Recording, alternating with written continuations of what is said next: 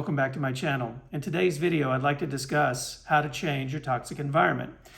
Do you realize you are the creator of your toxic environment? Do you realize nothing has power until you give power to it? I'm reading this book for like the fifth time now over the past few years called You Are the Placebo by Dr. Joe Dispenza. And I've read almost everything he has, and it just really resonates with me. But whenever I like to look at myself as the gatekeeper of all words that I use, and also any words coming at me from someone else, if I agree to those words, if I agree to those statements, because anytime we have an agreement with something, we're actually giving power to it. So if someone's being negative or talking negative about someone or a situation, and you go, oh yeah, that's right, well, you're actually in agreement at that point, and you're giving power to that. And what happens is because our cells are basically these antennae waiting for command from you. This is called epigenetics. Dr. David Sinclair is doing studies right now on longevity, and he's learning that epigenetics play a big role in our longevity, which is basically commanding our cells. Dr. Joe Dispenza is talking about this in his book, You Are the Placebo. And essentially, we begin to program ourselves with the things that we say and the things that we agree upon that are coming from the outside, whether it be something from the TV, the radio, or some person or some event. Whatever meaning we assign to it is basically the command that we're giving ourselves, and our cells begin to embody this, and then it goes outward to attract more of the same. So if someone were to get sick, essentially they're holding something in their vibration. There's a statement that they're applying subconsciously to themselves on a program, on a loop, that is sending a signal to their cells. Let me give you an example of this. Let's just say that you go into a doctor and the doctor says, you got this disease and you have 6 months to live. If you agree with that doctor, if you give power to that statement that the doctor has just said, and you agree to that, you're essentially commanding your cells to basically live for 6 more months. They begin to down-regulate because of the command you gave them. I mean, it's hypnotherapy 101. If you understood that at all. I love hypnotherapy. I love being able to upgrade the software, the human software, change the programming so that the signaling is different and different in a way that it moves me in a direction towards that which I desire. So essentially, I'm the creator, as well as you and everyone else is the creator of their own realities. But back to the doctor. If the doctor says this and you agree, then, isn't it funny if you just think about some of the stories along the way that people have actually gone ahead and prepared for death, right? But what about the person that gives the doctor the OFU and says, no, I'm not agreeing to that? Essentially, you're rejecting that information and you're commanding your cells that you're going to live. Right? And then you find this person that had like 6 months to live, still alive 5 years later. You've heard these stories, or what's called like this instant remission of whatever that was ailing them. This is all a part of what our, command is to our cellular system, right? So our subconscious mind runs these loops that we don't even know are running on autopilot. And it's giving commands and driving us towards whatever those beliefs are. A belief is simply a story that you tell yourself over and over and over until it becomes true.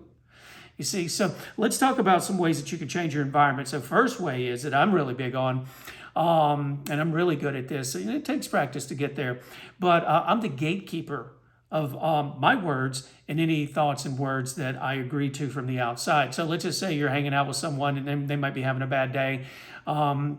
You observe them, basically. You observe that, hey, they're making this decision, that decision, but I'm not going to jump in that with them, because then essentially I'd be giving power to it and attract more of that to my own self. So now there's a fine line here to having compassion for someone and not agreeing and jumping in there. I was really hardcore once I learned this. Once I tuned myself to this, to where I was being told by, a girlfriend or whatever, whoever, that I was insensitive. They wanted me to jump in that pity with them. And I was refusing to, because I was the gatekeeper of my own words and my own, thoughts and things that I agreed to. With that being said, take it for monitoring really the words coming from you, and you'll get good at also what you agree to from coming from the outside. But monitoring your own words. So I think now every single word that comes from me, it's not a lot of work at this point. In the beginning, it's a little bit of a heavier lift, but I hear every word coming, and I want every word coming from myself to be a powerful, creative word. And just it doesn't mean it's this big seed of creation power word. No, it just means what direction does this particular word point me in? Okay, I just want to continue to drive towards my desires, right? And away from everything that I don't want. So I monitor my words. I'm a wordsmith. Now, I don't have to be perfect.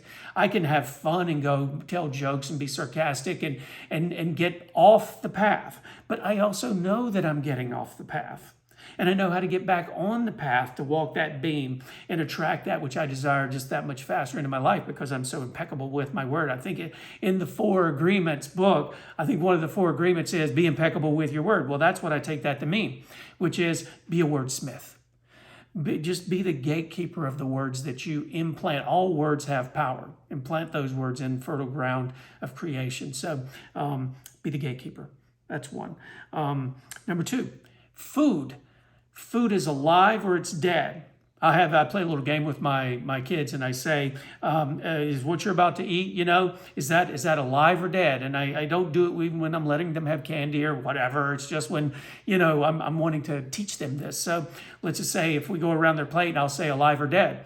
And they know that like living food, the difference between that and box food, coming from the industrial food complex. When we put living food into our body, our body recognizes food as 2 different things. One is invader. It doesn't recognize it as food, so it puts up an inflammatory response. And the other is it's something that is alive, that it can transfer the life force from that living food to the life force of your body. And it welcomes that living food in to come in and colonize. You see, so there's no inflammatory response. Now, everybody's different about what inflames them and what doesn't, what meaning they've given to something like, vegetables are bad. You're assigning meaning, right? You're the gatekeeper and you're making an agreement here. Or carnivore and eating meat is bad or it's good, whichever. You get to assign meaning to everything, which is why I've decided to live to 150 plus years. To be decided as I draw near. Because if I'm sitting above my cells with signaling, I can signal my cells to live as long as I want to live. And I'm not talking about 150 years old in a wheelchair. I'm talking about like I am right now. Up and at 'em, doing things, making deals, chasing my girlfriend around, hugs and kisses and everything. That's an agreement. So I get to make that agreement. But back to food. I'm sorry, I got off the path right there. But food gives signals also to your cells.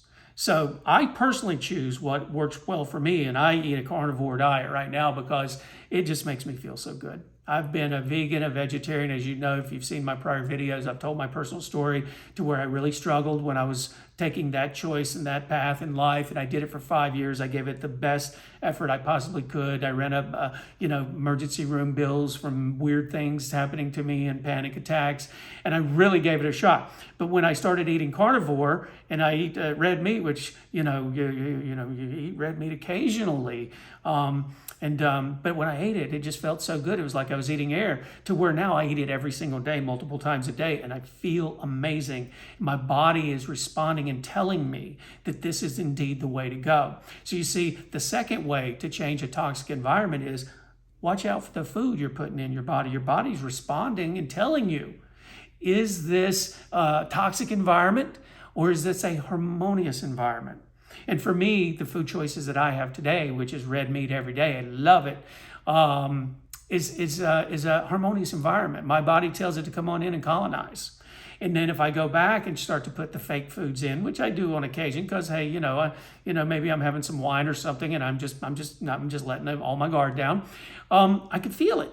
I can feel that. So the second way is food sends signals to your cells. Okay, so take that for what you will. The other thing is your location. Location could simply mean, are you in a smoke-filled environment? cigarettes, people smoking, whatever? Are you are you around a power plant where there's a bunch of power lines and you can just feel that all over your energy? Are you around a bunch of negative people who are like human hypodermic needles sucking the life force out of you? And when you leave them, you just go, oh my God, you know? And so their emotion, if you are choosing to be in that environment, you see, you're given an agreement just by choosing to be there.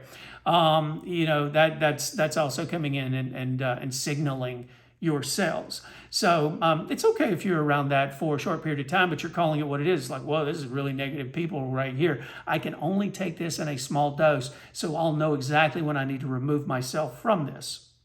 Okay, so be the gatekeeper of your words. Control the things that you agree to coming from the outside, because you're taking that in as command to yourselves. And then also your food environment. You know, is it living food? Is it dead food? Is it taking more energy to digest it, or is it actually rejuvenating and giving you life force? I believe that everything is an exchange of energy anyway. That's another video. And then the third thing and way to change your toxic environment is, how does it feel when you're around people, right? Do you agree or disagree with them? Because when you agree with them, you're also taking on that energy and commanding yourselves in that same way. I would recommend you to read Dr. Joe Dispenza, everything he's got. He's just so good. Dr. David Sinclair, which is, you know, he believes that aging is a disease, and we do not have to age. And then so he's working with the epigenetics, and this is so fascinating to me. There's so many things and little splinter off topics that we could talk about, and we will, because I love sharing my journey with you. It's rejuvenating, as I've shared with you. But today, 3 things to change your toxic environment. I hope this has been helpful to you. I'm really enjoying going over this book for the 4th or 5th time right now currently. And please like and subscribe to my channel. It will, you know, give me support as I, you know, bring more information and value to you. Hit the notification bell and you get a signal every time that I put up a new video. But thank you for your time and sharing with you, and have a great day.